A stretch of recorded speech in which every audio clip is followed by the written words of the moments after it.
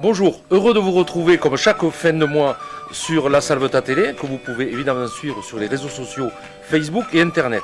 Nous vous avons préparé ce mois-ci une visite exclusive de l'usine des eaux de La Salvetat. C'est Sandrine qui va vous guider, accompagnée de Bruno Perrier, son directeur. En tout cas, maintenant nous allons partir pour l'usine. Je vous donne rendez-vous tout à l'heure. Eh bien merci Fred et bonjour à tous. Alors là vous voyez je me retrouve un petit peu au milieu de la forêt et je vais vous présenter la richesse de La Salvetat qui est l'eau de La Salvetat, en l'occurrence à l'époque l'eau de Rieux-Majou. Et bien voici où tout a commencé, cette petite source qui depuis 1848 fait pétiller La Salvetat et je vous invite à découvrir son évolution depuis cette époque jusqu'à nos jours. Allons visiter l'usine d'embouteillage.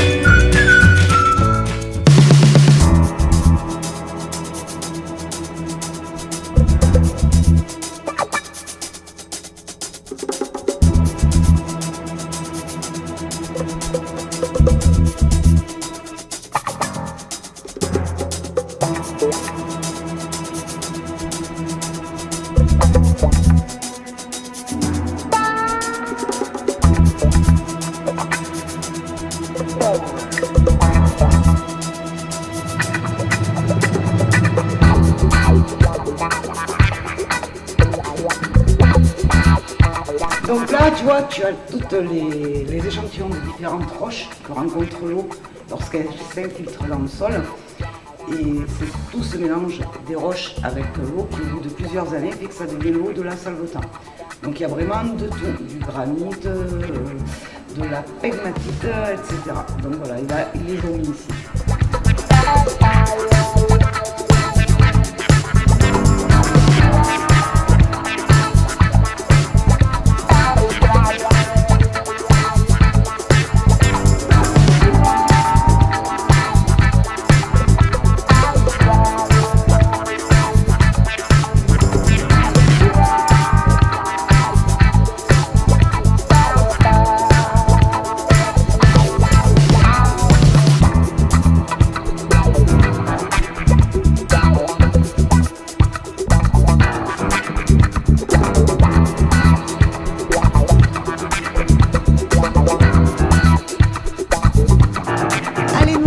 À l'usine d'embouteillage de La Salvetat. Je suis avec Thierry Barré. Alors Thierry, où est-ce que tu nous amènes? Je vous amène dans le local de soufflage. C'est un atelier dans lequel nous fabriquons les bouteilles. D'accord, donc qu'est-ce qu'on va voir exactement comme machine? Eh bien, nous allons voir des machines, des souffleuses de bouteilles. Une machine, une 10 000 et une 24 000 bouteilles. Voilà. Donc dans ces machines, nous rentrons une préforme, voilà, qui est en PET. Voilà. Et nous la rentrons dans un four, refroidir et ramollir le PET. Une fois que ce PET est ramolli, nous le rentrons dans un moule qui a la forme de la bouteille.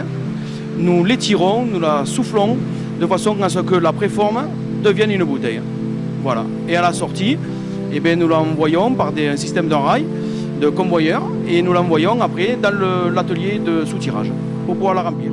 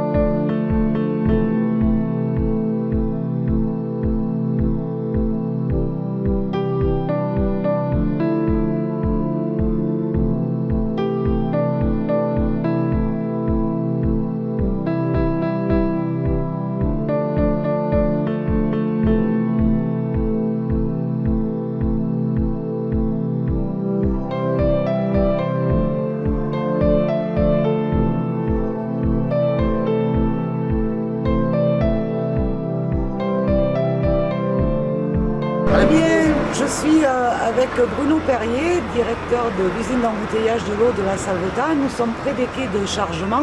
Merci de nous accueillir à l'usine pour la Salvetat TV. Alors parlez-nous un petit peu de la ligne de production que nous venons de visiter.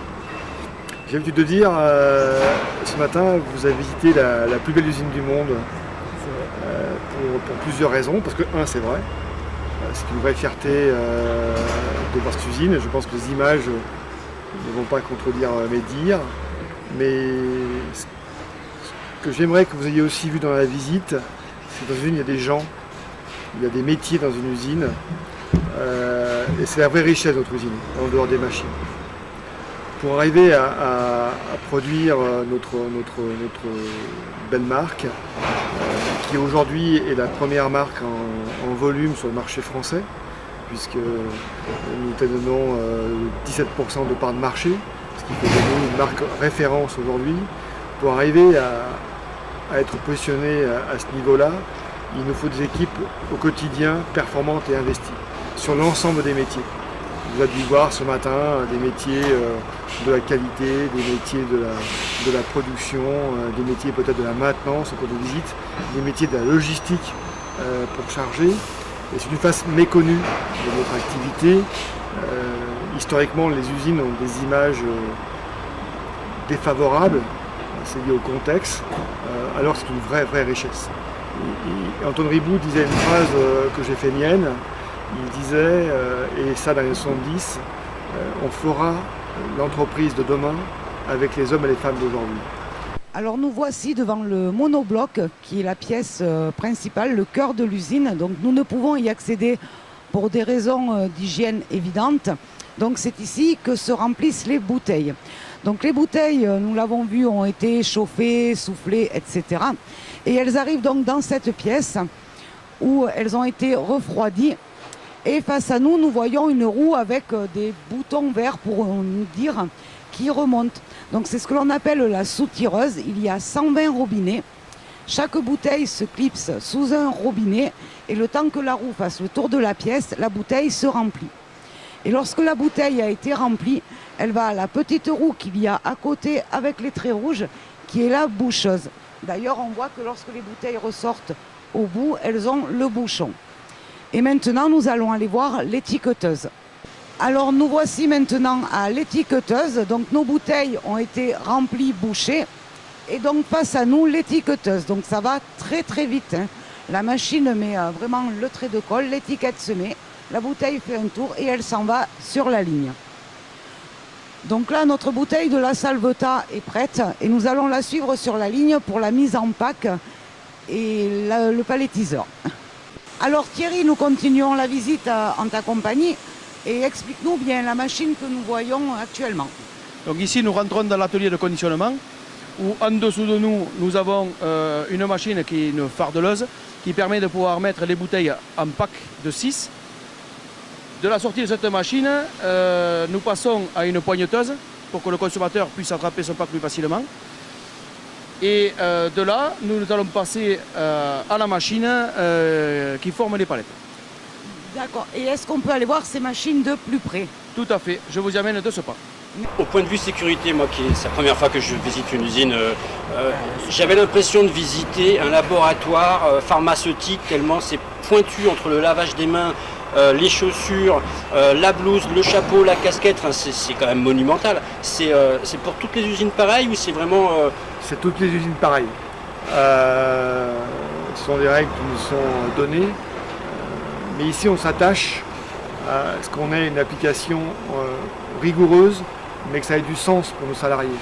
Ça ne doit pas être vécu comme une contrainte, ça doit être vécu comme une vraie chance. Et pourquoi je le fais? Et ces niveaux d'exigence en termes de qualité nous sont imposés par nos consommateurs, mais aussi ce sont des choix de société. C'est-à-dire que nous faisons partie du groupe Danone et nous en sommes aussi fiers. Et c'est des options qui sont normées pour un certain nombre d'entre elles.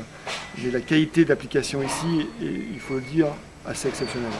Et on voit quand même que pour vous, le personnel, c'est très important, puisqu'il y a des locaux qui sont réservés uniquement au personnel, une salle avec une télé, un coin fumeur. On est que vaincu d'une chose. c'est que la vraie valeur de l'entreprise, elle n'est pas dans les machines. La vraie valeur de l'entreprise est dans nos équipes. Dans l'humain. Dans l'humain. Les machines, tout le monde peut les acheter. C'est pas compliqué. Avoir les équipes les plus performantes, c'est pas un mot péjoratif dans ma bouche. Parce que la performance, c'est pas forcément celui qui va le plus vite qui est champion du monde. J'ai une autre devise, consiste à dire tout seul on va plus vite, ensemble on va plus loin. Allez Thierry, nous continuons notre aventure sur la ligne de production. Donc nous suivons les bouteilles qui ont été correctement remplies, bouchées, étiquetées. Et que va-t-il leur arriver à ces bouteilles? Et bien maintenant, elles vont suivre la ligne de stockage là, sur les tapis. Et puis elles vont rentrer dans cette machine, donc la fardeleuse, qui les conditionne en pack de 6 et qui on leur met un film par-dessus, de façon à ce que le pack soit formé comme vous voyez là devant. Voilà. Donc nous voici à la fardeleuse. Donc vas-y, explique-nous maintenant ce que fait la machine. Alors la machine, elle forme le pack. Donc vous avez les bouteilles qui rentrent en amont. Elles sont conditionnées, préalablement conditionnées en paquet de 6. Et puis après, nous leur mettons un film par-dessus. Et dans ce format-là, ça rentre dans ce que l'on appelle le four, qui ne fait que chauffer le film de façon à définir le pack. D'accord, donc le four chauffe le film mais ne chauffe pas les bouteilles. Ah, certainement pas, il ne faut surtout pas chauffer l'eau.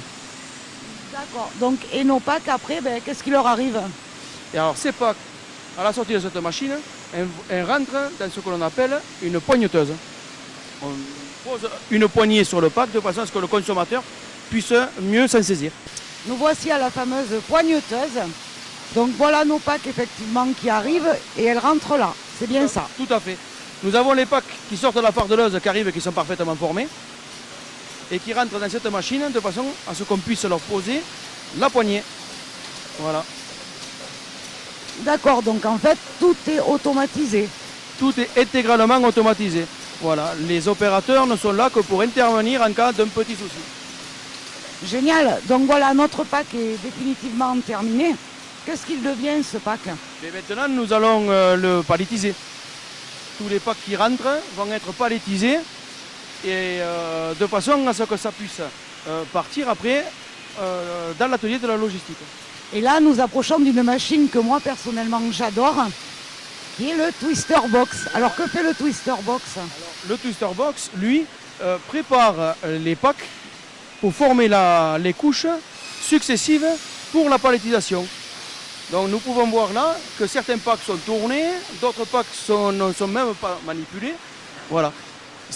Tout est intégralement automatisé et les couches se forment au fur et à mesure. Voilà. Donc là, en gros, les packs sont prêts à être mis en palette. Tout à fait, tout à fait. À la sortie de cette machine, nous voyons derrière que nous avons le palettiseur qui est en action. Et les packs sont formés de 5 couches successives de façon à former la palette complète. D'accord, donc là vraiment face à nous, c'est le fameux palettiseur. Voilà, le fameux palettiseur. En 5 couches, nous envoyons là une palette qui sort, justement. Donc entre chaque couche, on y pose une petite feuille de carton de façon à stabiliser la palette. Et par-dessus, nous y reposons une couche de carton, voilà, qui va permettre de pouvoir protéger la palette quand elle va partir en conditionnement pour la logistique. Allez, donc en fait ce sont des demi-palettes, hein, c'est bien ça. Voilà, ce sont des demi-palettes. De cette façon, ça permet à nos distributeurs de pouvoir les présenter dans les rayons beaucoup plus facilement. Voilà. D'accord, donc une fois que les palettes sont montées, qu'est-ce qui leur arrive? Qu'est-ce qu'elles deviennent? Alors on comprend bien qu'on ne peut pas charger les palettes ainsi dans un camion. Donc nous sommes obligés de les passer dans une autre machine. Et c'est une bande rolleuse qui permet, à l'aide d'un film qui est tiré, de pouvoir stabiliser demi-palette par demi-palette. D'accord, donc là en fait nous arrivons à la première bande rolleuse. Voilà. Ici nous avons la première bande rolleuse qui permet donc de recouvrir l'intégralité des packs avec un film et qui stabilise demi-palette par demi-palette. Voilà. Ok. Et si je ne dis pas de bêtises, la bande rolleuse qui est à côté pose ce que l'on appelle la coiffe d'étanchéité, hein, au-dessus. Voilà. La deuxième bande rolleuse a la particularité, elle, de nous poser un film sur le dessus de la palette de façon à protéger le produit de la pluie. Et l'intégralité des films protège la palette du soleil, de la chaleur.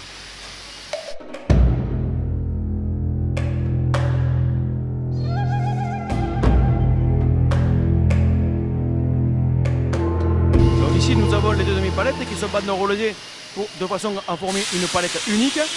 Et à notre droite, nous réunissons donc les deux demi-palettes sur une palette mère, de façon à ce qu'elles puissent être manipulées plus facilement par les chariots et les batteurs.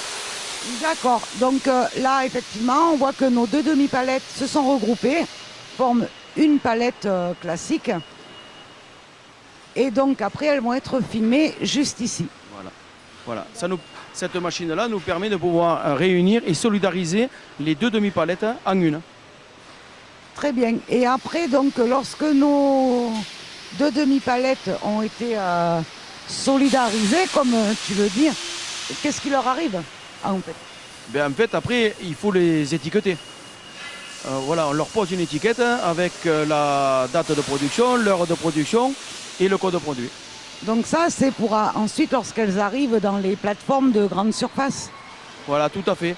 Ça nous permet comme ça d'avoir une traçabilité et d'avoir un suivi de nos produits. Thierry, nous voici sur la traçabilité des palettes.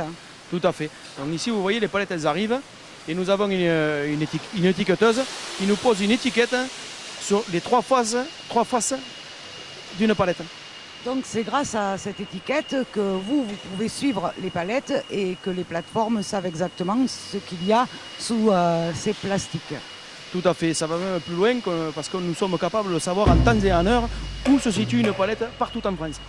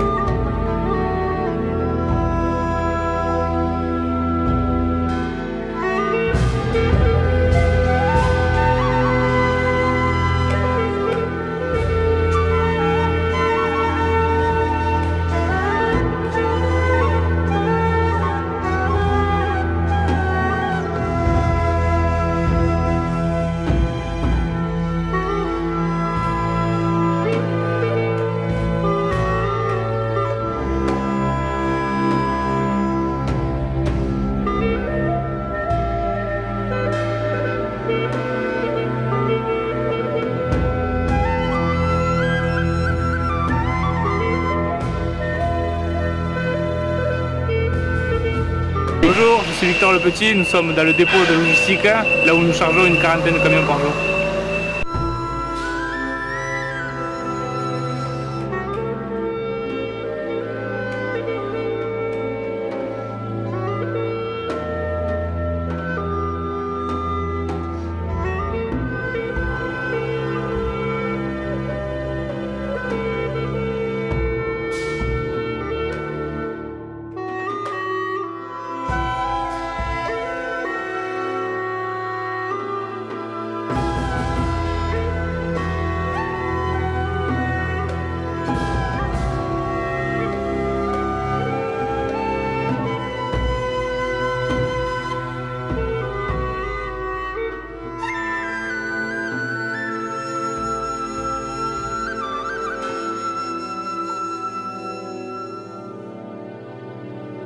Dernière question.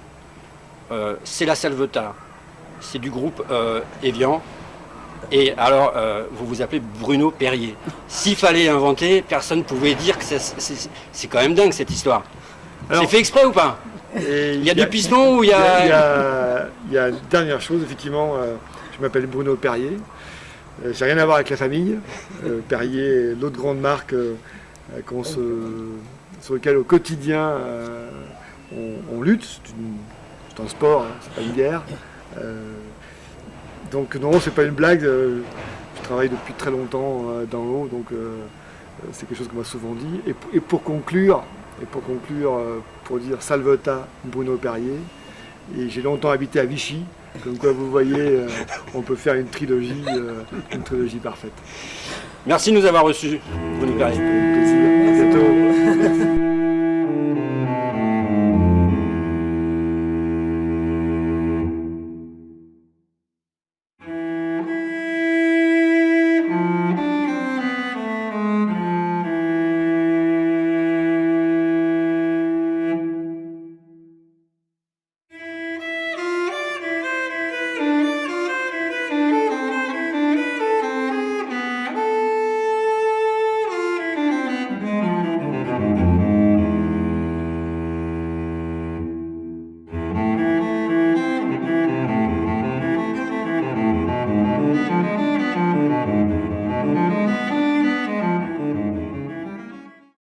Voilà, mais j'espère que ce reportage vous a plu, qu'il a éveillé chez vous une curiosité. En tout cas, merci à Sandrine de nous avoir guidés, merci à Bruno de nous avoir reçus. En tout cas, je vous donne rendez-vous pour la nouvelle édition à fin du mois prochain, de toute façon. Entre-temps, si vous êtes curieux, si ça vous intéresse, nous serons en direct avec les Tastaires et Salvetois sur la foire de Montpellier, le dimanche 8 de 8h à 16h. Vous pouvez nous retrouver aussi sur les ondes de France Bleu. Entre-temps, restez curieux de la Salvetat et à plus.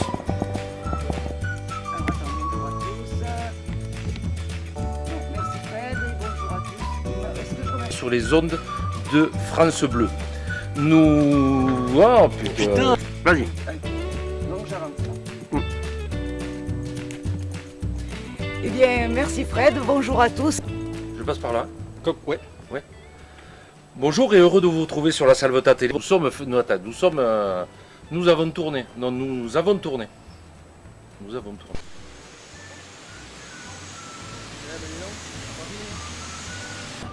Donc, allez, je recommence. Pardeleuse en action. Parce que je sais pas quoi dire.